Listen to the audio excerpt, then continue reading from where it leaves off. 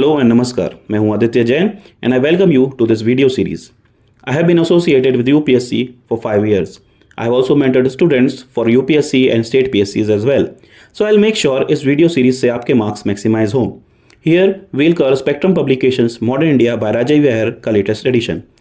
इस बुक को thoroughly read करने के साथ इंपॉर्टेंट सेक्शंस हाईलाइट किए जाएंगे और साथ ही यूपीएससी एंड स्टेट पीएससीज में आए हुए क्वेश्चंस भी बताए जाएंगे so that you never miss the important part.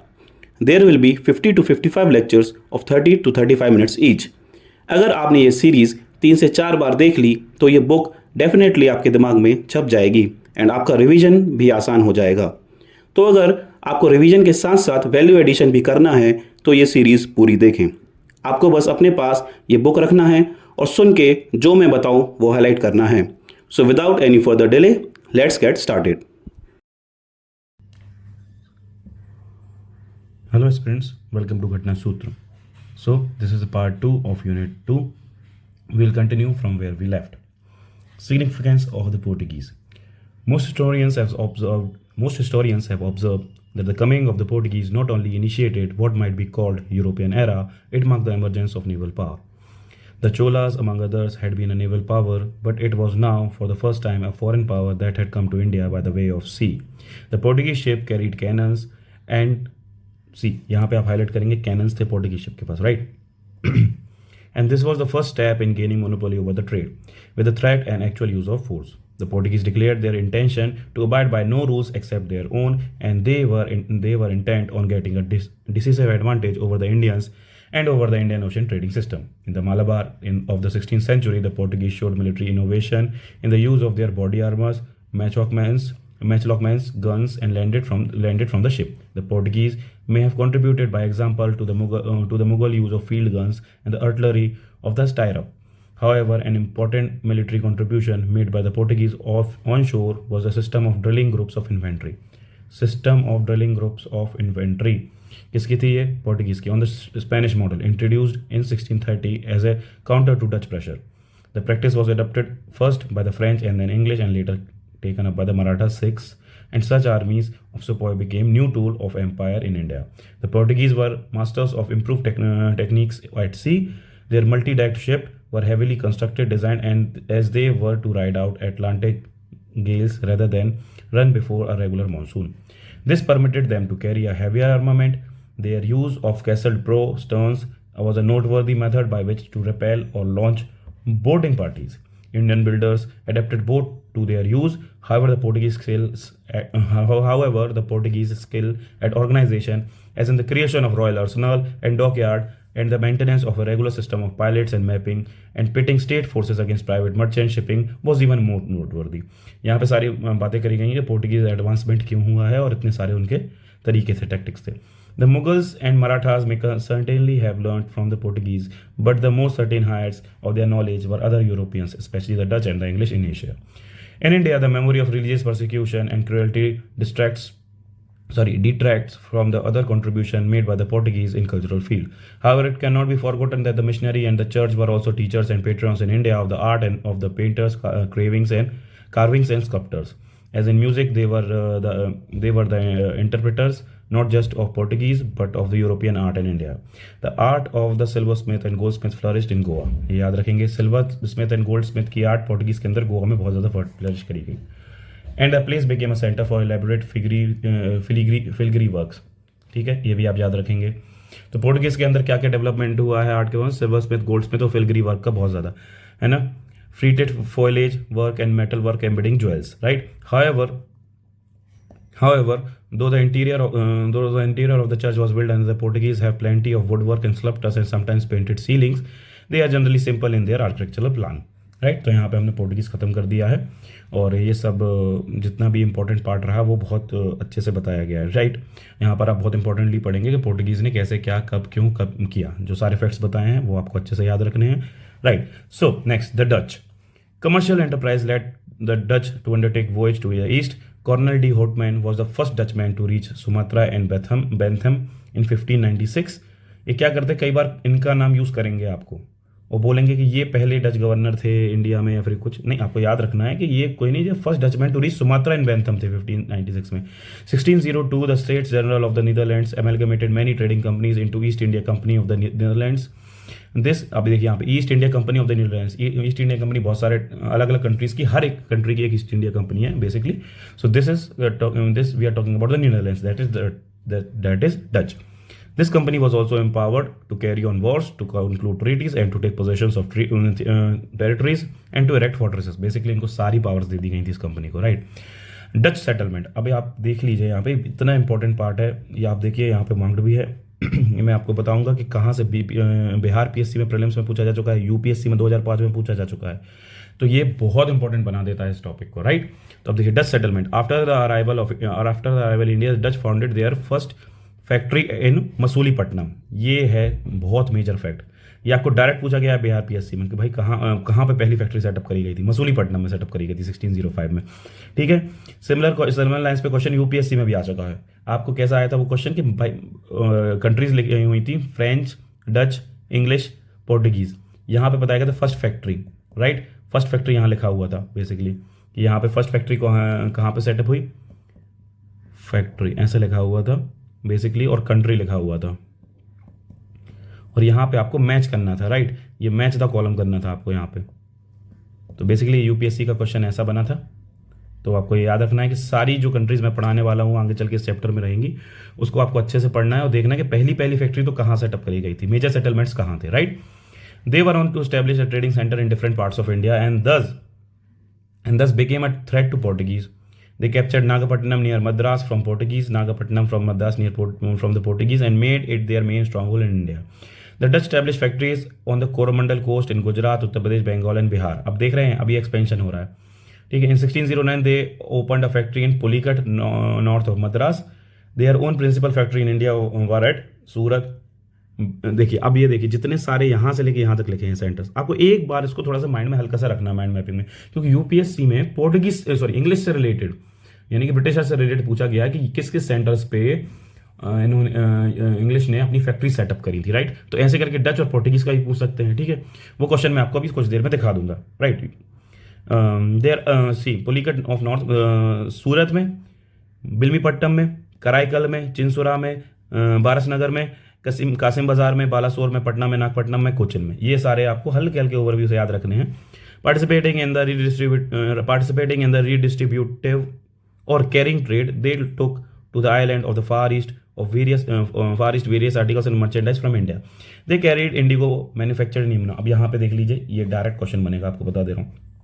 Indigo कहाँ होता था, Yamuna valley of central India में। टेक्सटाइल एंड सिल्क कहाँ होता था, बंगाल, गुजरात और कोरमंडल में, राइट। और self water from Bihar and opium and rice from Ganga valley. ये आप बहुत अच्छे से याद रख लीजिए, ये बहुत इंपॉर्टेंट फैक्ट है, ये आपको पता होना चाहिए हिस्ट्री में कहाँ पे क्या मिलता था।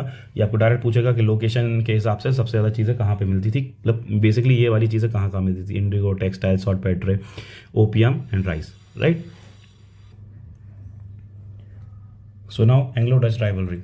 English were also at this time rising to prominence in the East trade, and this posed a serious challenge to the commercial interest of the Dutch. Commercial rivalry soon turned into a bloody warfare. The climax of the enmity between the Dutch and the English in the East was reached at Ambona, a place in present-day Indonesia, which the Dutch had captured from the Portuguese in 1605. Where they massacred an Englishman and 9 Japanese in 1623. This incident further intensified the rivalry between the two European countries. After prolonged warfare, both the parties came to a compromise in 1667, by which the British agreed to withdraw all their claims from Indonesia, and the Dutch, see यहाँ पे 1667 में क्या हुआ है,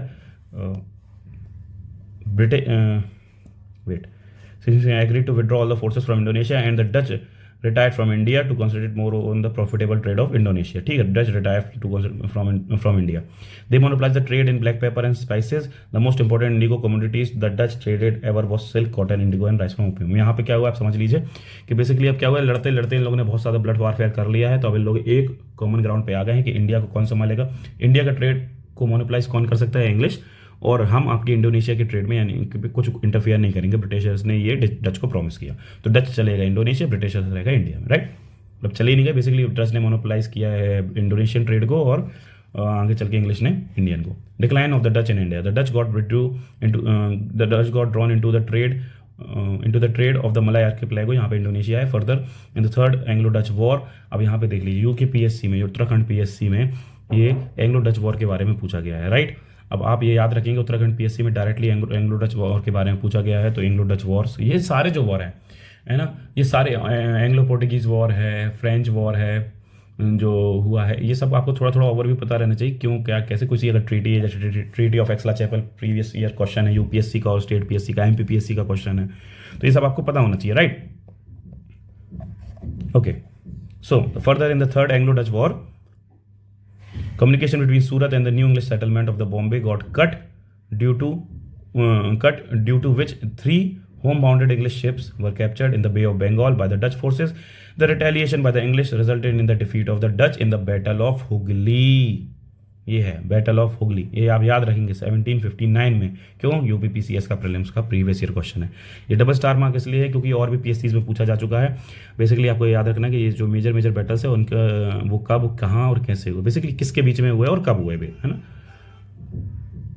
battle of Hooghly, ठीक है। Which dealt a crushing blow to Dutch ambitions in India. The Dutch were not much interested in empire building in India. Their concern were trade. In any case, their main commercial interest lay in Spice Islands of Indonesia, from where they earned a huge profit through businesses. Sorry. अब हम पढ़ेंगे इस chapter का one of the most important part, the English. अब आप ये याद रखेंगे कि 2 कंट्रीज ऐसी हैं, पोर्टुगीज और इंग्लिश, इनको मैं डबल स्टार मार्क करूंगा। क्यों करूंगा? क्योंकि मैक्सिमम क्वेश्चंस इन 2 कंट्रीज से आए हुए हैं। फ्रेंच भी बहुत उतनी ही इंपॉर्टेंट है ऑफकोर्स, बट ये 2 पोर्टुगीज और इंग्लिश से मैक्सिमम क्वेश्चन देख चुका हूं अलग अलग पीएससीज में और यूपीएससी में। तो ये आप बिल्कुल ध्यान रखेंगे कि इसको डबल मार्क करना है आपको, राइट। पोर्टुगीज और इंग्लिश को बहुत अच्छे से अच्छे फैक्ट सारे पढ़ना है, इसलिए मैंने इसको रेड से हाईलाइट किया हुआ है, ये आप याद रखेंगे, ठीक है। ओके, तो let's start. Charter of queen Elizabeth I. Francis Drake's voyage around the world in 1580 and the English victory over the Spanish Armada in 1588 generated a new sense of enterprise in the British, encouraging sailors to venture out to the east. As the knowledge grew of the high profits earned by the Portuguese in eastern trade, English traders too wanted a share. So in 1599, a group of English merchants calling themselves the Merchant Adventurers formed a company. On December 31, 1600, Queen Elizabeth I issued a charter with the rights of exclusive trading के rights मिले थे, याद रखिएगा, to a company named Governor and the Company of the Merchants of the London trading into the East Indies. Initially, a monopoly of 15 years was granted, which in May later on 1609 में was extended indefinitely by a fresh charter, right?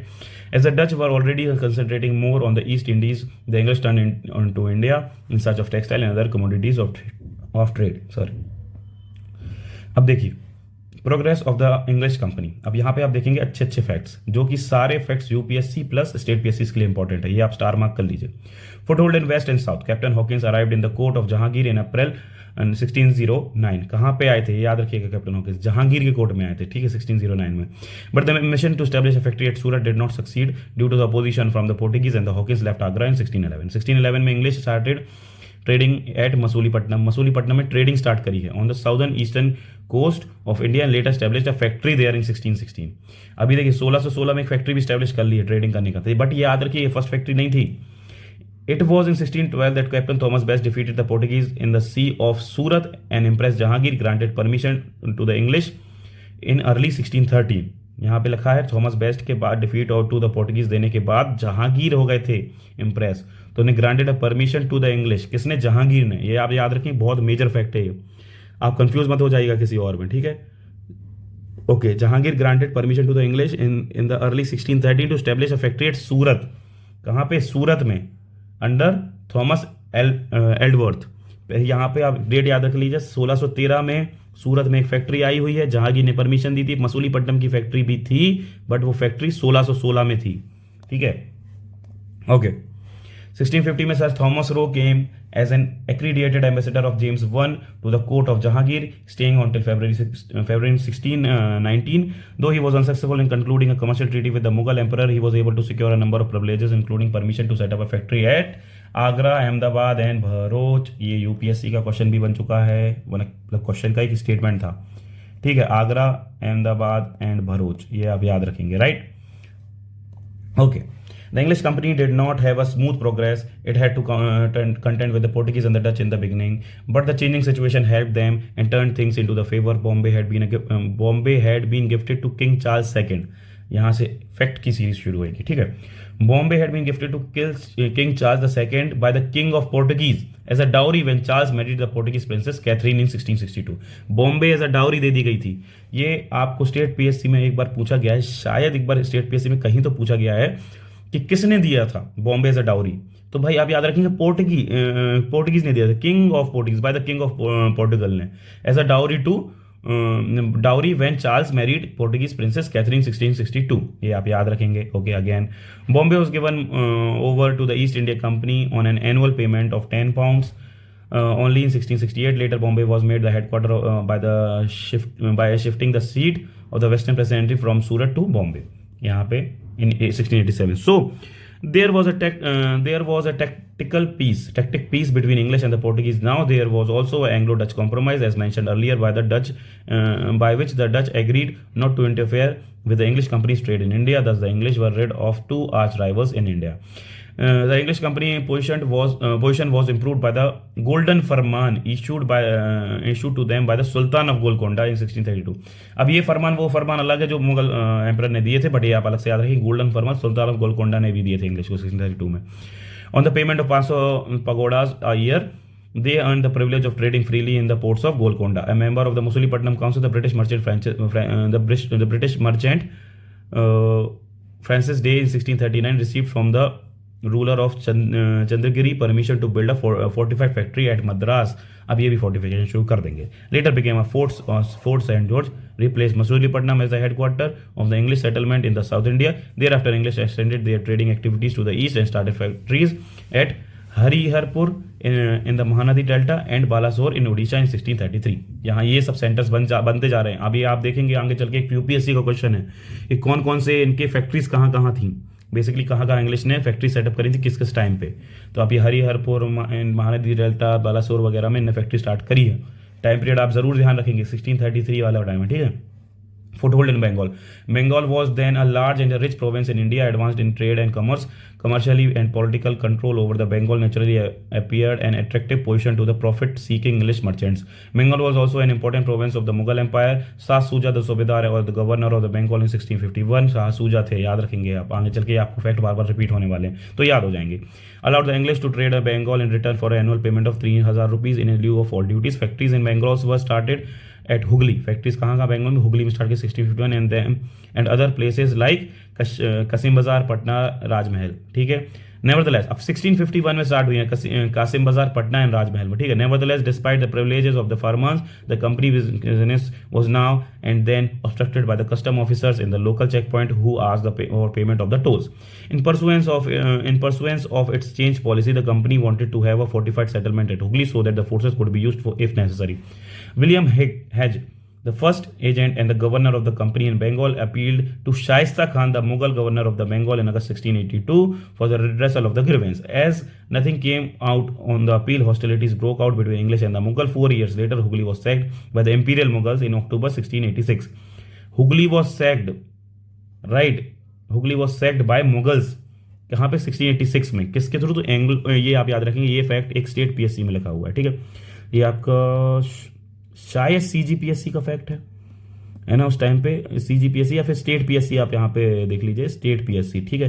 ये state PSC का एक fact direct पूछा गया है ये कि भाई किसने हुगली को सैक किया था बेसिकली इंग्लिश से।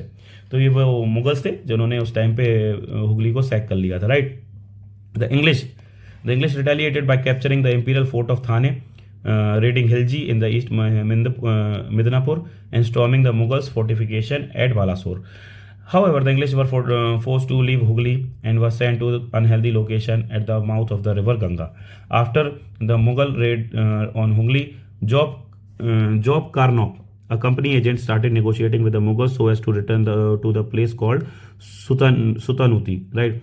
Charnock signed a treaty with the Mughals in February 1690 and returned to Sultanate in August 1690. Thus, an English factory was established in February 1691. English factory again established. The day an imperial farman was issued permitting the English imperial farman मतलब Mughals के through permitting the English to continue contentedly their trade in Bengal and payment of 3,000 rupees a year in lieu of all dues. A zamindar in Bardhaman district, Shobha Singh, rebelled subsequently, giving the English the pretext they were looking for to fortify the settlement at Sultanate in 1696. In 1698, the English succeeded in getting a permission to buy the zamindari of the three villages of Sultanate, Govindpura and Kalighat from their owners on payment of 1200 रुपये. The fortified settlement was named Fort Williams. ये इतना important location है, आगे चल के English ने बहुत कुछ जो अचीव किया है वो इस फोर्ट की वजह से किया है. ठीक है. इन the year 1700 when it also became the seat of the Eastern Presidency in Calcutta, Sir Thomas Charles Eyre as its first president. right. अब फर्रुखशियार फरमान ये मैं कैसे बताऊं आपको कि ये हिस्ट्री का एक टर्निंग पॉइंट है. राइट. फर्रुखशियार के फरमान 1715 में an English mission led by John Surman, यहां पे याद रखिए John Surman, to the court of Mughal emperor Farrukhsiyar secured 3 famous फरमान्स. इतने फेमस है कि हिस्ट्री का कोर्स इन्हें डिसाइड किया है. Giving the company many valuable privileges in Bengal, Gujarat and Hyderabad. यहां पे फरमान की वजह से ये 3 जगह थी, बंगाल, गुजरात एंड हैदराबाद. आप ये याद रखेंगे, ये 3 जगह थी जहां पे इनको फरमान की वजह से प्रिविलेजेस मिले. ये आपको डायरेक्ट पूछा जा सकता है. The Farman thus obtained were regarded as the Magna Carta of the company. समझ रहे हैं आप, इतना इंपॉर्टेंट है कि इसको मैग्ना कार्टा बोला जा रहा है.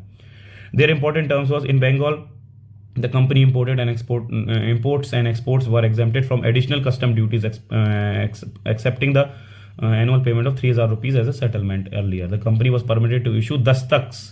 दस्तक मतलब क्या होता है? पासेज होते हैं दस्तक मतलब. ठीक है. Pass for the transportation of such good, यानी कि पैसा ना देके पास इशू कर सकते हो आप.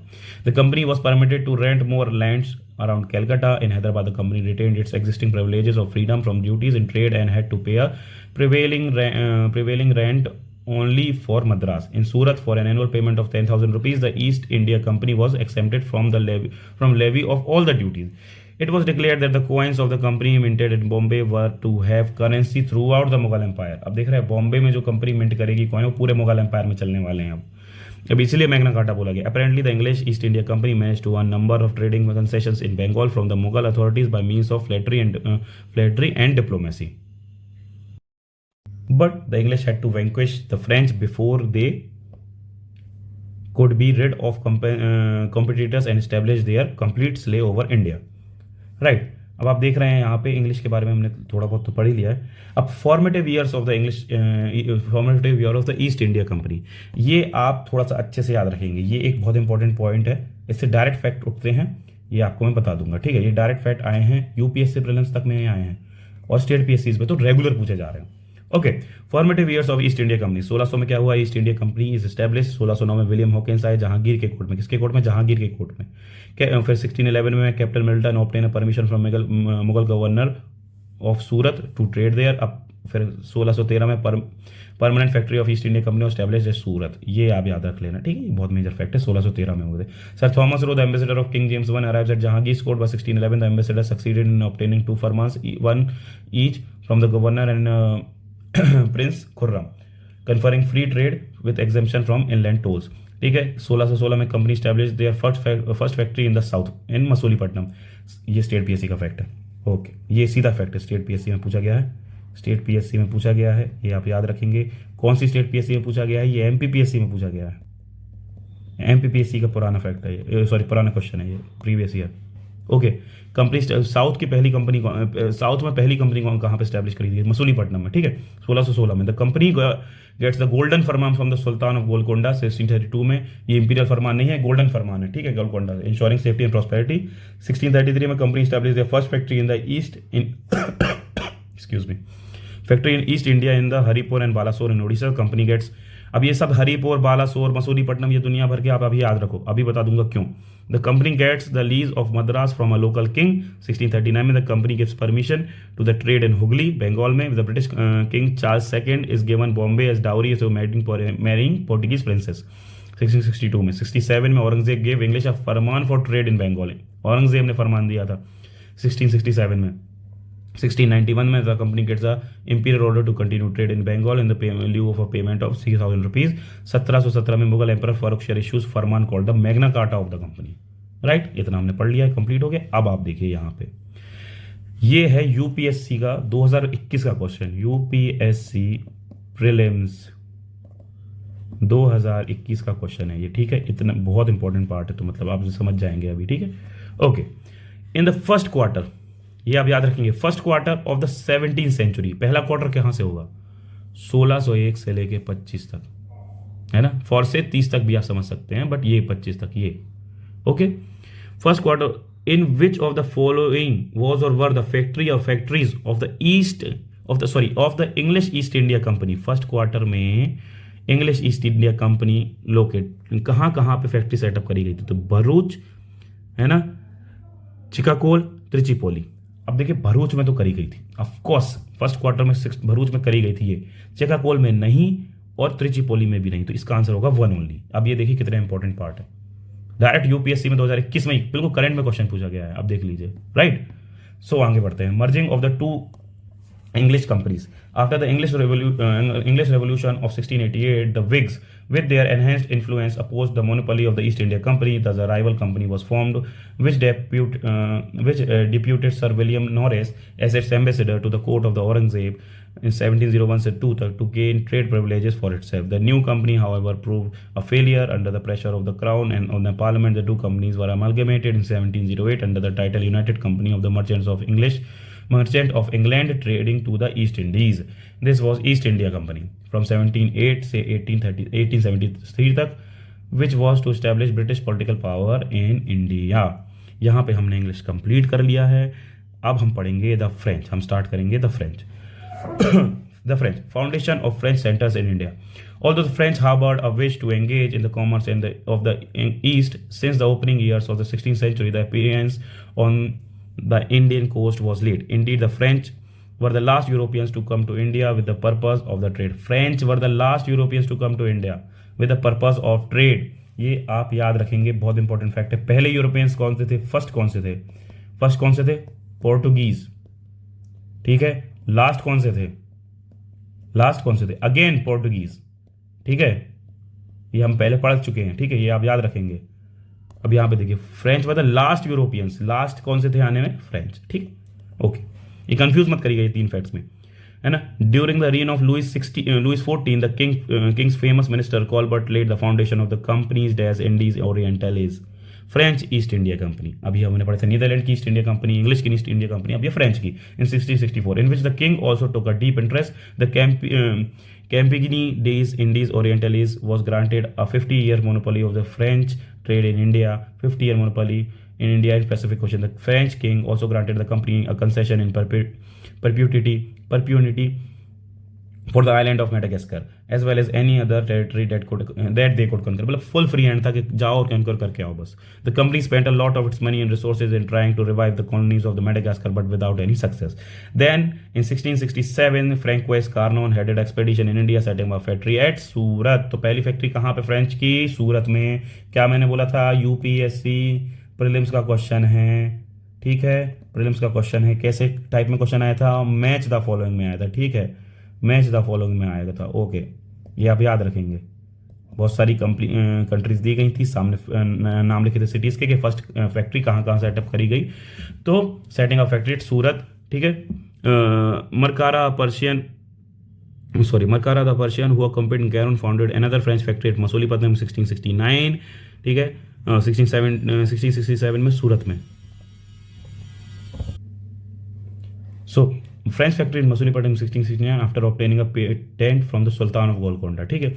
1673 में the French obtained permission from Shaista Khan the Mughal subedar of Bengal to establish a township at Chandernagore near Calicut. सो यहाँ पर हमारा खत्म होता है पार्ट 2 ऑफ दिस यूनिट. हमने यहाँ पे जाना कि कौन कौन से इंपॉर्टेंट पॉइंट्स है, कौन जो प्रीलिम्स के हिसाब से ज़्यादा इंपॉर्टेंट है. बेसिकली बहुत सारे प्रीवियस ईयर क्वेश्चन के एरियाज देखे हैं. सो आगे कंटिन्यू करेंगे in the part 3. Stay connected.